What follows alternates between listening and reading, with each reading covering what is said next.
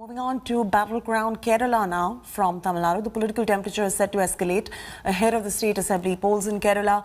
Prime Minister is going to be embarking on BJP's mission south today. He's going to be reaching INS Garuda Cochin Airport in the poll-bound state of Kerala at 3 in the afternoon. He is scheduled to inaugurate BPCL's development project worth 6,000 crore rupees, followed by the Sagarika cruise terminal at Cochin Airport. Meanwhile, Chief Minister Pinarayi Vijayan is going to be kicking start LDF's poll campaigning rally led by the CPIM. Adding fuel to the battle for Kerala, Manisi Kappan's NCP is formally going to be joining the United Democratic Front in Kottayam against Ramesh Chennithala's Aishwarya Kerala Yatra. Gopi Krishnanathan is now joining us for the latest.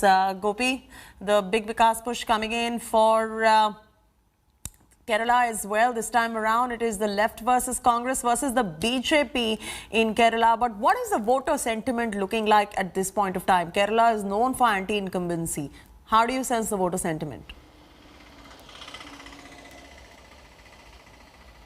Well, Cheti, it's going to be a really eventful Sunday here in Kerala. The reason why I mentioned that is because we have the heavyweights from all three political fronts coming down onto the ground with some activity or the other. First, we have Prime Minister Narendra Modi himself coming down. After his programs in Chennai, he will be landing in Kochi, where he will be inaugurating a slew of projects for the public, including the BPCL project, which is which is estimated to be over 6,000 crores. So that is one of the major projects which will be unveiled by Prime Minister. Later, he will also be dedicating a lot more other projects, including the Sagarika cruise and some of the projects in Cochin Port, to the public.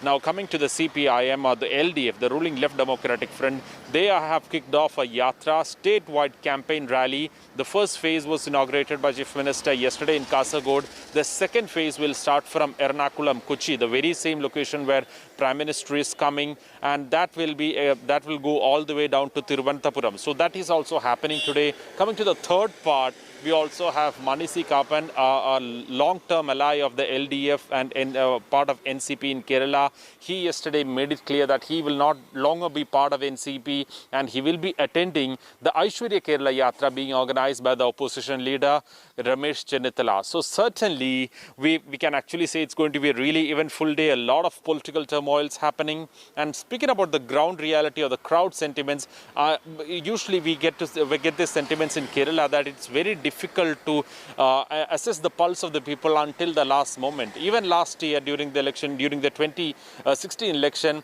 until the January, February and March time, there wasn't a huge anti-incumbency which was visible. It was only the last 2 months that the mood changed as a whole, making way for the LDF to come back to power. Now, talking about the actual situation at the moment, we do not really see a huge anti-incumbency, but certainly it will all depend on the campaign strategies of all three parties and coalitions as we get close up to the elections. All right, leave it at that. Thanks, Gopi, for joining us with the very latest details right there. So we got you the pulse as far as Tamil Nadu is concerned, Kerala is concerned. Now moving on to battleground Bengal. Hello everyone, this is Rahul Kamal here. Hope you enjoyed this video. For the latest news and analysis, like and subscribe the India Today YouTube channel and don't forget to press the bell icon to stay updated.